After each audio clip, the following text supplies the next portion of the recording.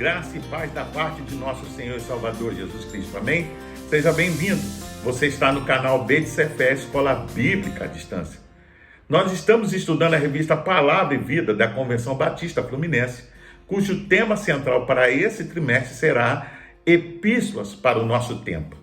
Hoje, na lição de número 8, o tema será A Espera do Mestre, a primeira carta aos Tessalonicenses. A história da fundação da comunidade cristã de Tessalônica se acha em Atos 17, versículos 1 ao 14. O apóstolo Paulo fundou esta igreja durante aquilo que chamamos de segunda viagem missionária, tendo partido precipitadamente de Tessalônica por volta do ano 50 depois de Cristo, após ter conquistado certo número de convertidos.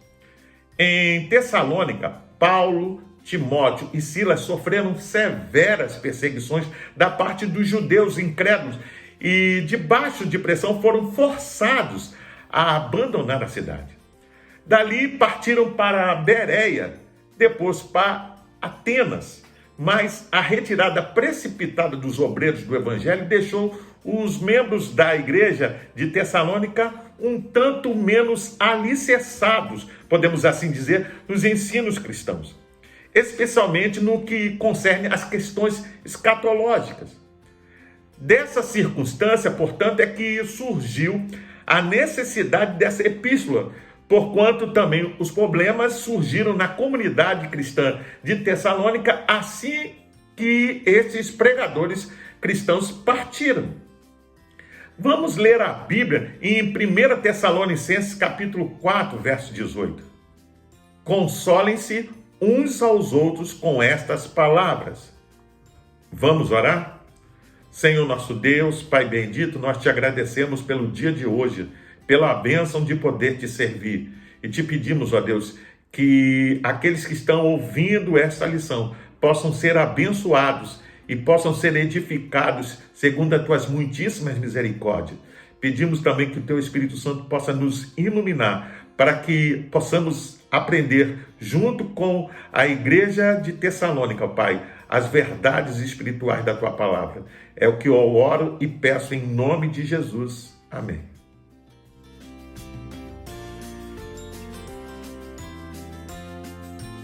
A carta de Paulo aos Tessalonicenses foi provavelmente a primeira carta escrita por ele. É quase certo que Paulo escreveu essa primeira epístola da cidade de Corinto, onde Silas e Timóteo, também remetentes da carta, estavam com ele. Silvano era a forma latina do nome Silas. Eles eram os missionários ali em Tessalônica, uma cidade muito importante, cujo porto era a principal conexão marítima com Roma. Ainda hoje é a segunda maior cidade da Grécia. O grande tema da carta é sobre a divindade de Cristo e a sua volta. Ele inicia agradecendo a Deus pela igreja, por sua fé e amor demonstrado aos irmãos. Timóteo é quem traz essas boas notícias a Paulo, mas relata alguns problemas que lá ocorriam. O que alegrava o coração de Paulo era saber sobre o crescimento espiritual da congregação.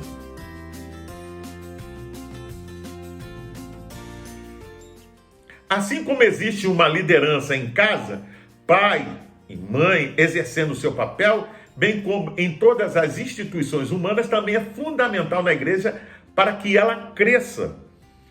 A atitude do líder pode fazer toda a diferença no crescimento, se ele for atuante ou não.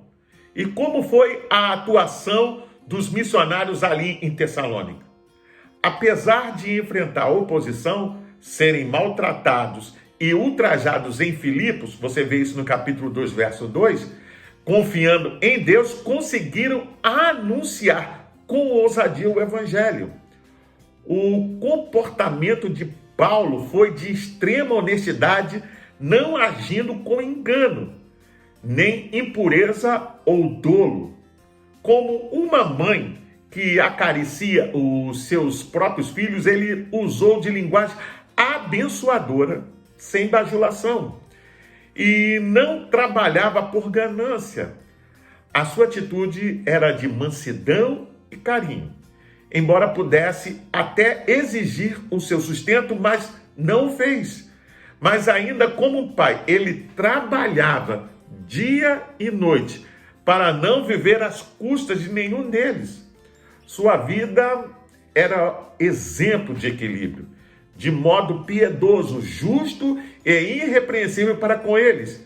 E então ele os exorta, e isso de modo individual, ou seja, a cada um, para que vivam de modo digno de Deus. Vamos ler a Bíblia em 1 Tessalonicenses capítulo 2, versículos 7 a 8. No entanto, entre vocês éramos tão amáveis como uma mãe que ali amamenta e cuida dos próprios filhos. Nós amamos vocês afetuosamente, tão afetuosamente que lhes demos não só a mensagem de Deus, mas também nossas próprias vidas.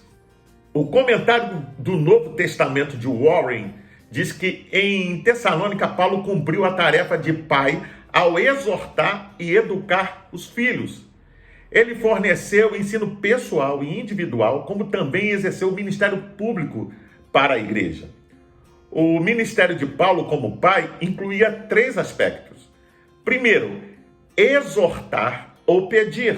Segundo, consolar ou encorajar. Terceiro, dar testemunho ou testificar. Paulo encorajava-os com suas experiências pessoais no Senhor. Não se contentava em apenas ensinar a palavra. O apóstolo regozijava-se com a forma como os seus filhos espirituais recebiam ou receberam a palavra do Senhor. Ele sabia que o Espírito Santo de Deus operaria na vida deles se recebessem a palavra e crescem nela. Por fim, Paulo alerta a sua família espiritual em relação aos inimigos que a perseguirão. Satanás e seus seguidores perseguem os cristãos que seguem o Senhor e as igrejas. Apesar de ter dado tanto exemplo de trabalho, um problema estava acontecendo na igreja devido a uma interpretação errônea acerca da volta de Cristo. Embora estivesse praticando o amor fraternal, eles estavam deixando as suas obrigações e trabalhos. Viver tranquilamente é se comportar em sociedade de tal modo que não precise depender de outros para se sustentar. A iminência da volta de Cristo não pode ser motivo para preguiça. Uma vida diligente, cuidando do que é seu e trabalhando com as próprias mãos, é uma reputação que o cristão precisa ter. Há 2 extremos que precisam ser observados quanto à questão da volta de Cristo e a vida cotidiana. Primeiramente, a inércia foi usada pelos tessalonicenses para não trabalhar porque Cristo estava voltando. O outro extremo é viver só para o trabalho e para esse mundo, esquecendo do dia da morte ou da volta de Cristo, como faz o mundo atual, agindo como na parábola de Jesus, em Lucas capítulo 19, versículo 14. Não queremos que este reine sobre nós. Embora a igreja crescesse, o apóstolo passa a instruí-los na sequência, em um assunto que trazia grande desconforto, que era justamente a questão dos que dormem no Senhor. Vejamos então.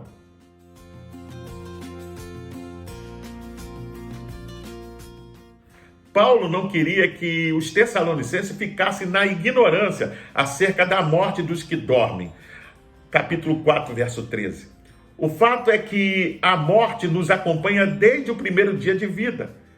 Morre-se fisicamente e o ser humano é a única criatura que tem consciência da morte como um fato inevitável. Mas para o crente há mais uma possibilidade.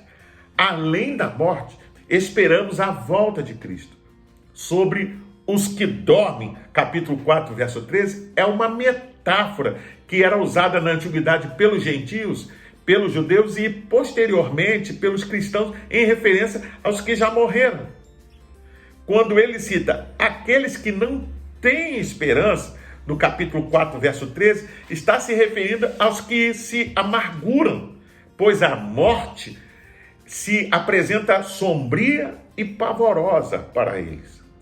Mas os que creem que Jesus morreu e ressuscitou, creem também que os que dormem voltarão com Cristo. É a ressurreição de Cristo que dá esperança no futuro. E o crente pode dizer, para mim, o morrer é lucro. Filipenses capítulo 1, verso 21.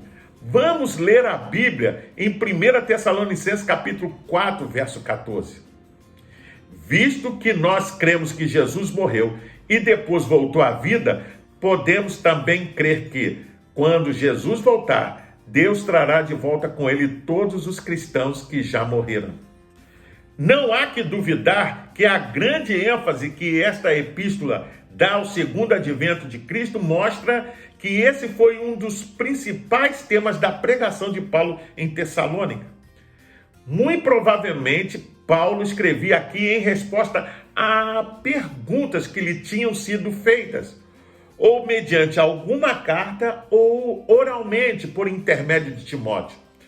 Os crentes tessalonicenses tinham várias ideias errôneas sobre a natureza e a significação da segunda vinda de Cristo. É até mesmo possível que alguns deles, tal como entre alguns de Corinto, duvidassem da realidade da ressurreição de Jesus Cristo entre os mortos. Embora não pareça ter sido esse o principal problema dos tessalonicenses. O apóstolo dos gentios, entretanto, escreve para corrigir essas ideias errôneas.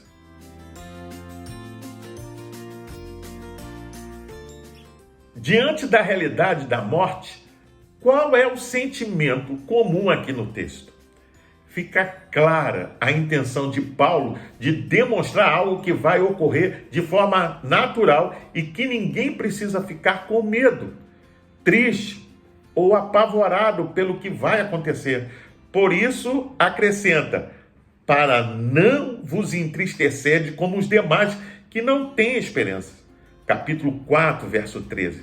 Portanto, podemos sentir saudade dos que partem, mas temos a esperança de reencontrá-los na volta de Cristo. Ele afirma, Deus, mediante Jesus, trará em sua companhia os que dormem. Você pode ver isso no capítulo 4, verso 14. Na parousia, e Paulo insiste que esta é uma palavra do Senhor. Acontecerá o seguinte, nós, os vivos, os que ficarmos até a vinda do Senhor, de modo algum precederemos os que dormem. Você pode ver isso no capítulo 4, verso 15. A seguir, passa a relatar uma série de acontecimentos que ocorrerão na volta de Cristo. Porquanto o Senhor mesmo, dada a sua palavra de ordem, ouvida a voz do arcanjo e ressoada a trombeta de Deus, descerá dos céus, e os mortos em Cristo ressuscitarão primeiro. Capítulo 4, verso 16. A volta de Cristo foi promessa feita pelos anjos em Atos 1, verso 11. Varões galileus, este Jesus, que dentre vós foi assunto ao céu, virá do modo como o viste subir. Isto significa que a volta do Senhor será visível, pois todo olho verá de forma pessoal e corpórea. Em capítulo 4, verso 16, diz-nos, e os mortos em Cristo ressuscitarão primeiro, ou seja, todos os que constituem a igreja, bem como os santos do Antigo Testamento, serão os primeiros a se encontrarem com o Senhor. Em capítulo 4, verso 17, diz, depois nós, os vivos, o que ficarmos, seremos arrebatados juntamente com ele. Esse arrebatamento se dará somente depois da ressurreição corpórea dos mortos e será um acontecimento público. Vemos que o grande objetivo do apóstolo em apresentar esse tema foi para consolar os aflitos e confusos pela morte dos seus queridos. Mas ele continua no capítulo 5, instruindo a igreja sobre o arrebatamento dos salvos.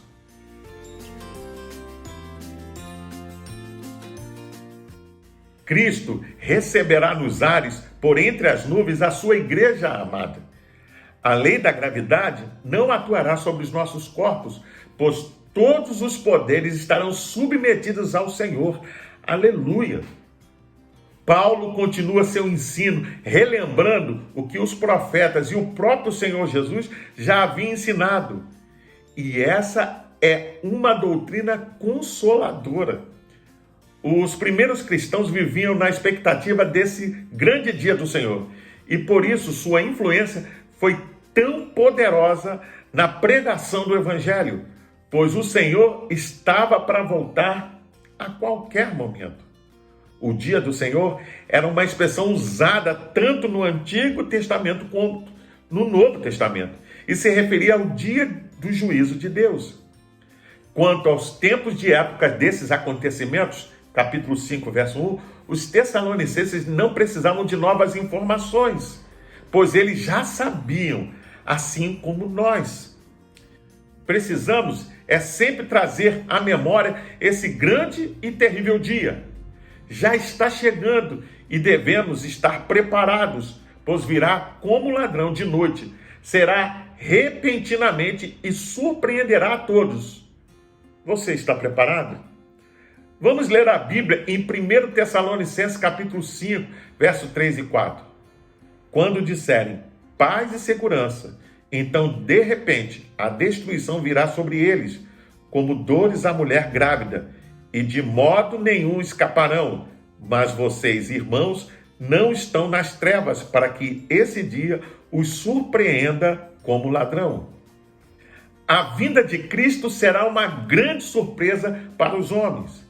No que diz respeito ao mundo, a vinda de Cristo acontecerá de repente, de forma inesperada, como um ladrão na noite. Porém, não para o crente. Nós estamos aguardando a vinda dele. O incrédulo que está nas trevas e tem entendimento obscurecido, este será pego de surpresa. Como sugere a ilustração do ladrão de noite, Paulo se serve das metáforas contrastantes entre luz e trevas, dia e noite, vigilância e sono, sobriedade e embriaguez, para ensinar lições espirituais. Estas ilustrações são colocadas de diversos modos, para expor mais de uma faceta, mas de modo geral indica os que são salvos e os que não são, ou seja, aqueles que estão perdidos. O apóstolo relembra uma advertência: quando andarem dizendo paz e segurança, eis que lhes sobrevirá repentina destruição. Você pode ver isso no capítulo 5, verso 3. Os não salvos estarão em perigo e em total desamparo. Hoje, todos desejam paz, mas se recusam a estar em paz com Deus. Todos os meios e recursos são usados hoje, mas são insuficientes para trazer a paz. Basta ver os noticiários sobre armamentos, terrorismo, rumores de guerra. Sabemos que somente o príncipe da paz será capaz de implantar a verdadeira paz. A ilustração das dores do parto refere-se àquela que está para dar à luz e mostra que a vinda será repentina e irreversível. No capítulo 5, verso 3, diz que de maneira nenhuma escaparão, e os sofrimentos se tornarão tão intensos e agudos como guerra, rumores de guerras, peste, terremotos, agitação mundial, incredulidade e esfriamento da fé, sinais no sol e na lua. Estes serão os sinais mais fortes de que Cristo está voltando. Qual deve ser o nosso comportamento? Nós somos filhos da luz e do dia. capítulo 5, verso 5. Nenhum ladrão poderá nos surpreender, pois não somos da noite, nem das trevas. A postura do crente diante dessa situação deve ser estar bem acordado, vigiando como pessoas sóbrias. Temos à nossa disposição uma vestimenta especial a nos proteger naquele dia mau, vestindo-nos da couraça da fé e do amor e tendo por capacete a esperança da salvação. Capítulo 5, verso 8. Não fomos destinados por Deus para a ira, ou seja, para sucumbir naquele dia mau, mas destinado para receber a salvação por nosso Senhor Jesus Cristo. Portanto, quer estejamos vigiando ou venhamos a morrer, vivemos juntamente com o Senhor. O que se espera do crente é uma atitude completamente diferente do mundo. Paulo passa a orientar até o final da carta como se deve agir como verdadeiro crente que espera pelo seu Senhor. Exortar uns aos outros, edificar os irmãos, honrar os que presidem na igreja, ter paz uns com os outros, admoestar os desordeiros, consolar os desanimados, sustentar os fracos, ser pacientes, não retribuir mal com mal, alegrar-se sempre, orar sem cessar, dar graças por tudo, não extinguir o espírito, não desprezar a palavra, examinar tudo e reter de o bem, abster-se da aparência do mal. Em um mundo caótico, somos chamados para iluminar de uma forma tão especial. Você está vivendo nessa expectativa da volta de Cristo?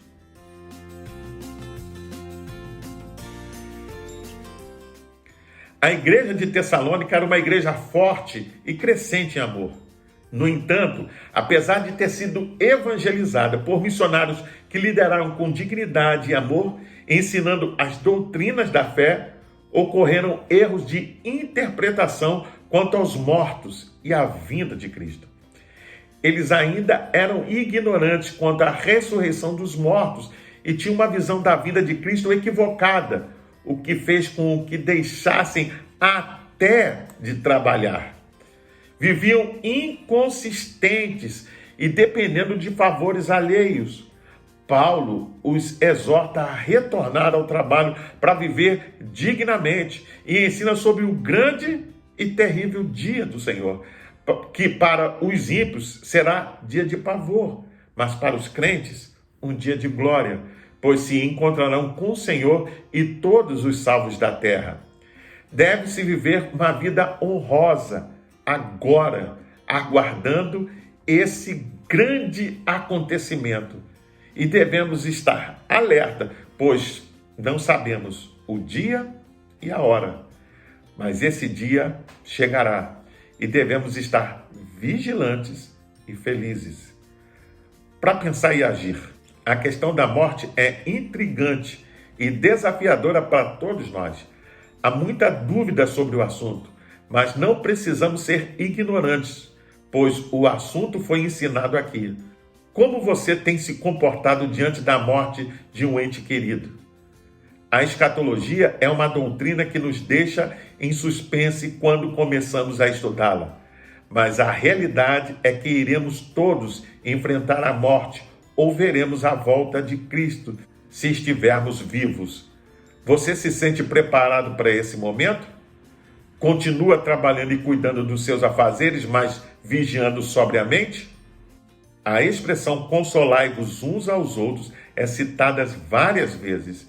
É motivo de grande alegria ter a segurança da vida eterna e poder consolar e exortar quem está em dúvida sobre o futuro. Você tem consolado os outros? Eu convido você a fazer a leitura diária que vai de segunda até domingo, onde você vai encontrar diversos textos que vão te ajudar a entender e a compreender melhor essa lição. Você pode também baixar a revista Palavra e Vida da Convenção Batista Fluminense Basta acessar o link que vai estar na descrição deste vídeo. Você entra, se cadastra e baixa para o seu tablet, celular ou computador. E não só vai poder rever essa lição, mas acompanhar as futuras lições. Pois bem, eu sou o pastor Carlos Guerra e você está no canal Beit Sefer, Escola Bíblica à Distância. Hoje nós estudamos a lição de número 8 e o tema foi A Espera do Mestre, a primeira carta aos Tessalonicenses. Eu gostaria ainda de deixar uma palavra de recomendação a todos aqueles que participam do canal, mas ainda não frequentam uma igreja cristã. Procure uma igreja batista próxima da sua casa e faça uma visita. Caso não haja, procure uma igreja evangélica que tenha compromisso com a pregação genuína da palavra de Deus. Para se inscrever, é rápido, é fácil, basta clicar aqui embaixo. Dá um like, faça um comentário, emita a sua opinião. Todas serão respondidas. Não deixe de acionar também o sininho para receber as futuras notificações. E compartilhe com seus contatos nas suas redes sociais para que mais e mais pessoas tenham acesso ao conteúdo dessa lição. Até o próximo encontro. Fique na paz. Deus te abençoe.